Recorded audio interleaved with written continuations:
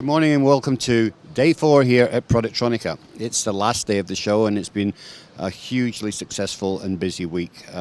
Quite a few takeaways from it, but before we get into that, I want to introduce my first guest today, Sanjay Huprikar from IPC. Welcome, Sanjay. Good morning, Trevor. Thank you for having me here. Yeah.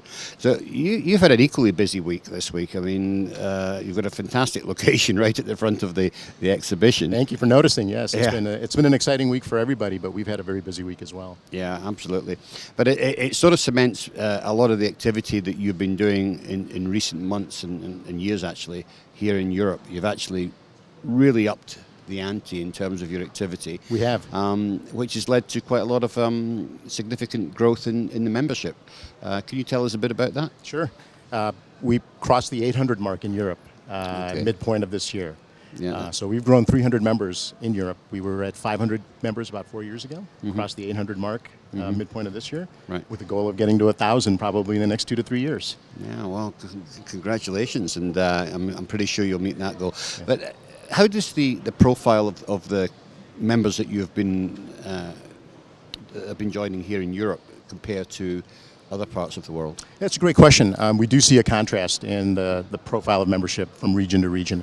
What we've seen in Europe the last 3 years is the growth of large OEMs have been joining. And we think that's mostly because they want to get engaged with the standards development process, Right. and then take those standards, help develop those for the industry, and then flow that down into their supply chain. But we're beginning to make a dent with the EMS companies here as well. Right.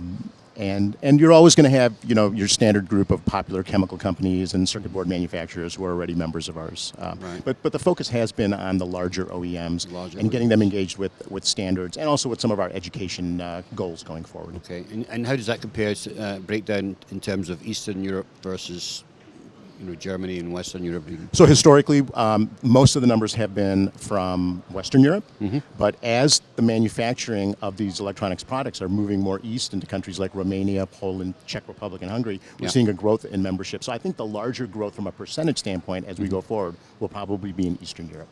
Yeah, makes sense. Now, obviously, as you mentioned earlier, these OEMs are looking to get more involved with the standards activity. A big part of the standards activity also links to government relations. And of course, here in Europe, Brussels is very keen to get ahead. They're usually first out the traps with the environmental legislation and other types of things. What are you doing to sort of engage with that from an IPC level? Well, a great segue, because I'm happy to announce that we just this week hired a senior director for government relations who's joining our team here in Brussels. Her name is Allison James. She's got decades of experience working with the European Commission and advocating on behalf of organizations. In this case, she's going to be advocating on behalf of our membership in Europe. Good. So we're happy to have Allison on board, and she's got an ambitious roadmap of activities that she's going to be focused on here in 2020. Yeah, I bet she has. I mean, so it's good. So you're going to basically get ahead of the game, and when that legislation... We just want to be in the game, In the game, yeah, and then she'll help us get ahead of the game. Okay, good thing. So let's move. Let's move on to some of the activities here this week. Great. You've had the finals of the IPC soldering competition. That's correct. The global. So we had two sets of hand soldering championships here. The first one that happened in the early part of the week was we had a regional winner here at the Productronica, and then yesterday we hosted the global finals for 2019. Okay. We had 17 contestants, and Indonesia finished first, France finished second, and Philippines finished third. Wow, So, what very exciting. Very exciting. What a global mix that is. Yeah. So basically, the companies help to sponsor these competitors to Correct. come here. Most of the contestants are line operators who work on the factory production lines, and their companies sponsor their activities through the regional. Various regional competitions, and then we, as IPC, we as an organization help with honorariums to make sure that they have budget to come here to participate in the global finals. Okay. So that's part of us serving the industry, and we're happy to do that. Okay. So what does the winner win? Well, the winner got some really great swag yesterday. I'm jealous. The winner won €1,000 from Okay. IPC, and some of our sponsors, which include JBC, HACO, they presented them with some of the tools and new soldering irons. Okay. And then they got some nice trophies and nice certificates and a lot of pictures and just a lot of time being in the limelight. So I think it was very exciting to see the faces of those winners. Yeah. When they won, it was amazing. I bet. Pure joy. I'm sure. It's been a long journey for them. I'll tell Absolutely. you. Yeah. The other activity you've got going on here at Productronica is you've got a live CFX line, which I've passed it every day, and it's been absolutely packed. It has been packed. So we're excited to do a CFX demo again this year here at Productronica. This is our fourth demo that we've done globally. We did one earlier in the year in Nuremberg. We've done one in Apex in San Diego, and then we've done two in China. Right. So here's our fifth demo here for CFX. And as you pointed out earlier, it's been very, very popular. The other large activity that we've done here this week at Productronica is we kicked off our e-textiles standards initiatives here in Europe. We had started that in the U.S. about 2 years ago. We had a very important workshop that took place earlier in the week. Subject matter experts globally participating in this discussion of this merger of electronics with apparel and what it means for best practices. And then we had a conference and some work that we did this week in standards as well. Excellent. Well, that's exciting. Okay. So basically, CFX seems to be progressing well. CFX is progressing well. How many people have you got actually signed up for that at the moment? The number exceeds 50 now. 50, Yeah, really? yeah. Really? So it's 50 companies that 50 are companies who are happy to flash this. We are CFX on their CFX compliant, CFX on their equipment. It's exciting to see. It's really interesting. Yeah. Well, Sanjay, I think there's an awful lot going on. Congratulations, and I hope to see continued success. Well, for thank you IPC very much. here. We're happy and proud to serve the industry, and we're happy to be doing it in Europe as well. So That's great. Great seeing you again this week. Super. Thanks for joining us. So coming up after the break, we're going to be speaking to one of the other sages of the industry, Mr. Keith Bryant.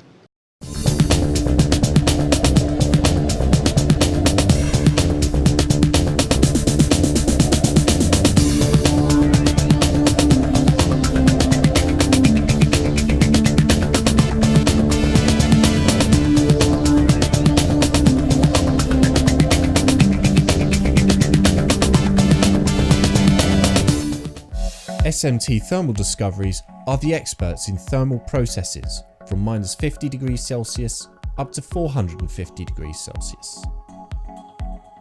With highly stable reflow soldering systems, vacuum soldering to reduce voiding in solder joints, and whether you need temperature treatment systems with standard equipment or flexible solutions, SMT Thermal Discoveries have the machine to your thermal challenges. And welcome back. Of course, my next guest is a well-known face on Global SMT TV, Keith Bryant. Good to see you again. Good morning, Trevor. Yeah. So, end of a very, very busy week here in Productronica, and quite a lot to take away from it. What's been your big takeaways in terms of the audience here? Just how many of them there were, to be absolutely honest with you.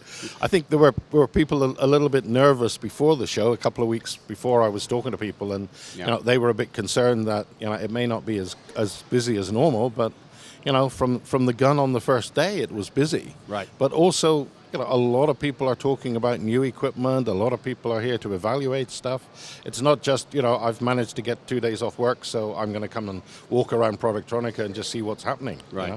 Right. So that side of it's good, and also a lot of new equipment as well. Huge amount of automation. Yeah. A lot of robots everywhere. It really has taken a step forward here. Quite a few of the pick-and-place companies got solutions now for actually automatically loading the pick-and-place machines, which is kind of interesting. But I think one of the big things that or people were talking about, though, was not so much the lack of automotive people here, but some of the key people were here, but the changes that are going on in that industry.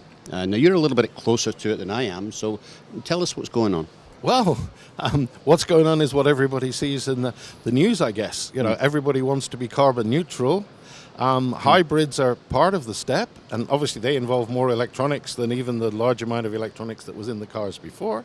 And Now we have fully electric vehicles. We're talking about autonomous vehicles. Obviously, a huge amount more electronics. But I think the problem at the moment is that everybody's kind of treading water because nobody's really sure what's going to be the almost like the dominant technology as well as the dominant players. Right. And I think there are players outside the traditional automotive manufacturers who are also looking at this industry as it becomes nearer to the sort of stuff that they do. Right. Yeah. No, there's definitely things going on. We know that Google's investing money in it. We know Apple's investing money in it. Tesla's opening up a new plant in Berlin. So there's definitely a changing landscape over here. But in terms of technology, the potential competitors, I guess, are pure electric cars, hybrid cars using hydrogen or fuel cells. Yep. I mean, as technology stands at the moment, you've nailed all the options. But I think there's almost a case of this is going to take a few years. In a few years, there could be something else appearing that's going to be driving this stuff. Right. Everybody says the downfall at the moment with a lot of them is it's battery powered. The batteries are really heavy. Mm-hmm. If somebody can come up with some new battery materials or a new way of storing that kind of energy, right, then that's going to be the next game changer, and that'll switch all the other people that don't have it almost out of the game. Yeah.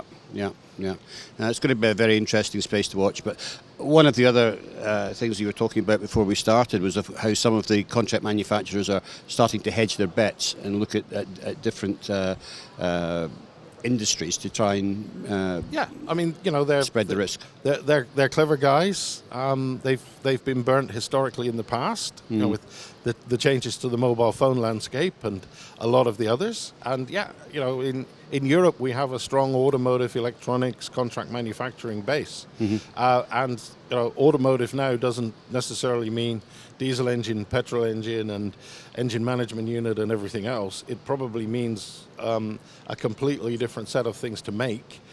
It probably involves them in getting more involved in, let's say, the larger electromechanical assemblies. Right. Rather than just, we make a circuit board, we put it in a box, that box goes into the engine management unit or whatever. I can see them getting more involved in, the powertrains and all the other stuff. And, they're looking at this for the future because they're seeing automotive get a little bit weak. I mean, it's still relatively strong, but they believe the future is not where we are today. Yeah.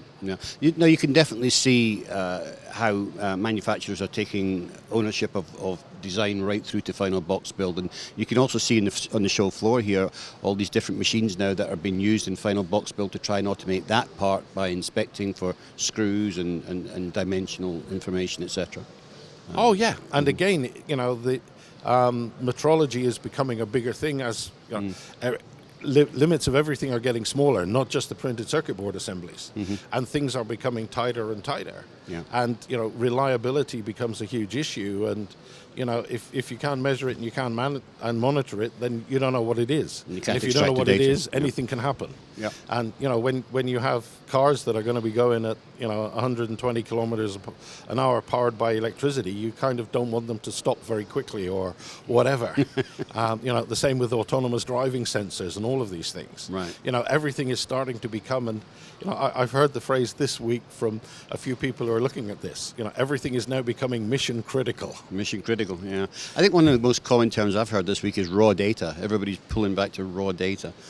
You mentioned cell phones, mobile phones earlier there, and one of the giants, of course, of the German industry is ASM. They've had a rollicking year with cell phone manufacturing in India and, of course, in South Africa with the new companies that are opening up over there. You're quite familiar with everything in South Africa. It's a very interesting company down there. It's a completely new start. It's not a company that used to make phones before. Where did they come from? I have an NDA with this company, so not a problem. They came from data mining and data management was where they came from, and they had a lot of very clever pieces of software. They saw a gap in the market. And I was talking to these guys 10 years ago, Really? So this is not a flash in the pan. Let's set up a couple of production lines and invest some money. There were various things that are being looked at. I mean, one that I can talk about on the back of what they're doing with mobile phones is effectively, let's call it a package. It's a mobile phone, it's a phone charger, it's a solar panel to charge the phone, and it's a couple of LED lights. Okay. So in the less prosperous areas in the whole of Africa, where they don't have even hardwired electricity, now you can charge your phone. Effectively you charge the battery charges your phone. They put up some 3G masks because 3G has a wider and more robust coverage area than 4G and 5G, and obviously it's a lot cheaper. Yep. So they just put up 3G masks, and suddenly now they have mobile phones and connectivity and electricity in all the places they couldn't get it before. Wonderful. And I mean that's a game changer. But I mean the company who are looking at doing it are looking at effectively millions of people who are going to become prepaid cell phone owners. Right. So right. there's a commercial decision behind it, but you can't say that it's not a good thing to be done. So yeah, there's a lot happening down there, and when you say South Africa, I mean the guys who are building the phones are looking at Africa. Right. And right. They're looking at Africa the next 5, 6, 7 years. Yeah. But yeah, it's a great project from a personal point of view. I'm really pleased that it's happened. And a lot of the local distributors and a lot of the other people have worked really, really hard to make it come. And yeah, ASM have been very, very successful there, as they have been. Even in Europe. We're seeing a lot of stuff, both in semiconductor and in SMT. So there's a lot of new equipment being bought, and we think now cell phones are just getting smaller and almost becoming less important than they are. But countries like India, countries like Africa, it's still a huge thing. Well, they're emerging countries, and cell phones are generally the first thing to start. That's the first consumer product out the gate when these companies start opening up. Yeah, and I mean, you think of these people before, then it was letters, or they walked to where there was a hardwired phone to stay in contact with family. And now, it's in their pocket. It's got to be a huge life changer for a lot of people. I bet it is. They're all going to get opened up to Donald Trump's tweets. Well, yeah, you could say that. I couldn't possibly comment. Well, Keith, it's always fascinating to talk to you and to catch up, and it's been a fascinating week here, seeing all the new technologies and robotization and everything else that's going on. So thank you for joining us, and thank you for taking part. My pleasure, Trevor, and good to know that you've had a good week. Thank you. Please remember to watch our panel discussions that we had this week. We had some really good ones, especially on AI and on conformal coatings. These were certainly two highlights of the week. Our next big show, of course, is going to be Apex, and we'll see you there, will we? Yep, and I'm hoping Apex is going to be as busy as Productronica has been for everybody, and it's always nice at the end of a show to see lots of happy, smiling faces, both as the visitors and the exhibitors. So. Absolutely. Okay, so till then, everybody have a great Christmas, and we'll see you in the new year.